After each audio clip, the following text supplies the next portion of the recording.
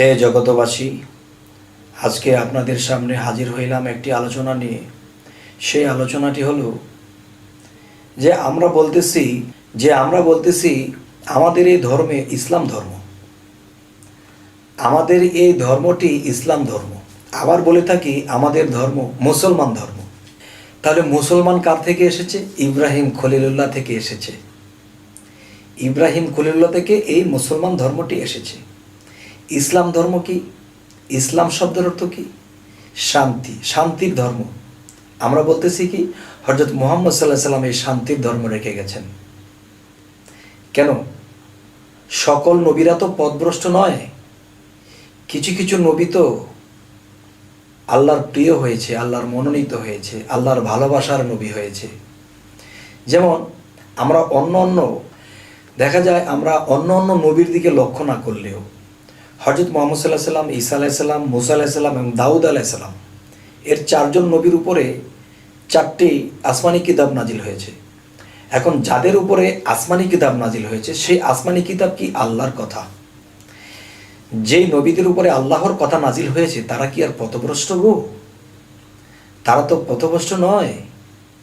তবে হযরত মুহাম্মদ সাল্লাল্লাহু আলাইহি সাল্লাম তিনি যে ধর্ম রেখে গেছেন ইসলাম ধর্ম। ইসলাম শব্দের অর্থ কি? শান্তি। হযরত ঈসা আলাইহিস সালাম তিনির ধর্মের নাম কি? খ্রিস্টান ধর্ম। তিনির কিতাব ইনজিল। এই ইনজিল কিতাব আমরা যদি লক্ষ্য করি তাহলে দেখা যায় এটা আল্লাহর কথা। তাহলে তার ধর্ম যদি খ্রিস্টানও হয় তবু তার ধর্মেও কিন্তু শান্তি আছে, তাহলে সেটাও ইসলাম ধর্ম। এরপরে আসি মুসা আলাইহিস সালাম।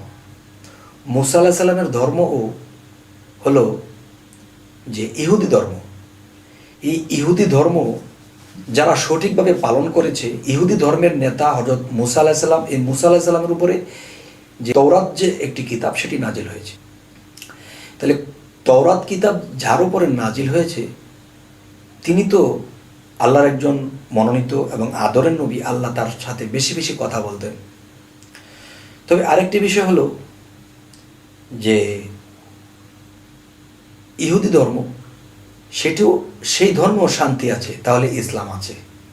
ইসলাম অর্থ শান্তি, শান্তিই তো ইসলাম। এরপরে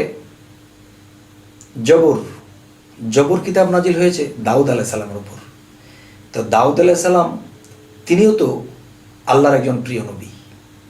তিনি যখন কথা বলতেন মানুষের মন নরম হয়ে যেত। তিনি যখন গজল গাইতেন বা গান গাইতেন তখন কিন্তু নদীর মাছগুলো এসে যাইত। তো এখন কথা হলো যে হযরত মুহাম্মদ সাল্লাল্লাহু আলাইহি সাল্লাম তিনি ইসলাম ধর্ম রেখে গেছেন, আর অন্য ধর্ম যেই নবীরা রেখে গেছেন সেই ধর্মেও ইসলাম আছে, শান্তি আছে। যেমন হযরত মুহাম্মদ সাল্লাল্লাহু আলাইহি সাল্লামের সাহাবাদের মধ্যে অনেক সাহাবারই পথভ্রষ্ট হয়েছে, সকলে ইসলামটাকে ধরে রাখতে পারে নাই। ঠিক মুসা আলাইহিস সালামের, দাউদ আলাইহিস সালামের, ঈসা আলাইহিস সালামের সকল ভক্তরাও, সকল উম্মতেরাও শান্তিটাকে ধরে রাখতে পারে নাই, তার মানে ইসলামকে ধরে রাখতে পারে নাই, তাই বিশৃঙ্খলা।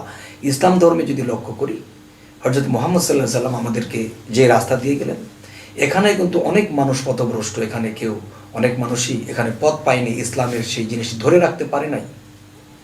যাই হোক, আজকের যে কথাগুলো হলো আমরা কিন্তু জোর গলায় বলি আমাদেরটা ইসলাম ধর্ম। ইসলাম অর্থ কি? শান্তি। ভালো করে যদি লক্ষ্য করি তো আমাদের ধর্মে কিন্তু বর্তমান হয় অনেক ক্লান্তি আর ভুল ভ্রান্তি। তো আমি যদি চাই মূলত ইসলামের সেই শান্তি, তাহলে আমাদের ভুল ভ্রান্তি ঠিক করতে হবে। দেখা গেছে যে মুসলমান ধর্ম বলি যে আমার কি ধর্ম? মুসলমান ধর্ম। আবার কেউ জিজ্ঞাসা করে ভাই আপনার ধর্ম? আমার ধর্ম ইসলাম ধর্ম। তাহলে মুসলমান ধর্ম আবার ইসলাম ধর্ম। ইসলাম ধর্ম আর মুসলমান ধর্ম অর্থ কিন্তু এক নয়। মুসলমান শব্দের অর্থ আত্মসমর্পণকারী। মুসলমান শব্দের অর্থ আত্মসমর্পণকারী। তাহলে যেই ধর্মে, ইহুদি হোক, নাসারা হোক, খ্রিস্টান হোক, যেই ধর্মেই হোক, যদি আত্মসমর্পণ কোনো ধর্মের মধ্যে করে থাকে তাহলে সেই ধর্মটাই মুসলমান। তাহলে ঈসা আলাইহিস সালাম সে ভক্তের গুরু মুর্শিদ ছিলেন, পীর ছিলেন। হযরত মুহাম্মদ সাল্লাল্লাহু আলাইহি সাল্লাম বায়াত করেছিলেন, তাহলে তিনিও তার উপরে কোনো তিনি হলো বিশ্বপীর, তার উপরে কোনো পীর নেই। তাহলে দেখা গেছে যে নবীর কাছে যারা আত্মসমর্পণ করলো তারা আল্লাহর কাছে করলো, ঈসা আলাইহিস সালামের কাছে আত্মসমর্পণ করলো তারা আল্লাহর কাছেই করলো। এবার বেলায়েতের যুগে আসি, একজন কামেল মুর্শিদের কাছে যদি কেউ আত্মসমর্পণ করে তাহলে আল্লাহর কাছে করা হলো। কারণ হযরত মুহাম্মদ সাল্লাল্লাহু আলাইহি সাল্লাম কি বলেছে, আমি আসবো না, আমার নবুয়ত খতম, বেলায়েতের যুগে উলিয়া পীর যারা আছে তারা থাকবে। একজন কামেল মুর্শিদের হাত রাসূলের হাত, আর রাসূলের হাত আল্লাহর হাত। কামেল মুর্শিদের কাছে যদি আমরা আত্মসমর্পণ করি তাহলে রাসূলের কাছে করা হবে, আর রাসূলের কাছে যদি আমরা আত্মসমর্পণ করি তাহলে আল্লাহর কাছে করা হবে।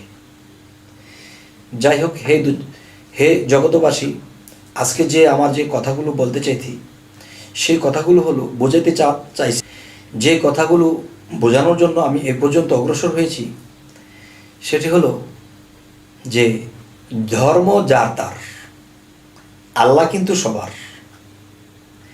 ধর্ম যার তার, নবী কিন্তু সবার। তবে হযরত মুহাম্মদ সাল্লাল্লাহু আলাইহি সাল্লাম কি শুধু ইসলাম ধর্মকে ট্যাকেল দেওয়ার জন্য পৃথিবীতে প্রেরণ হয়েছেন? না, সকল ধর্মকে ট্যাকেল দেওয়ার জন্য হযরত মুহাম্মদ সাল্লাল্লাহু আলাইহি সাল্লাম এসেছেন।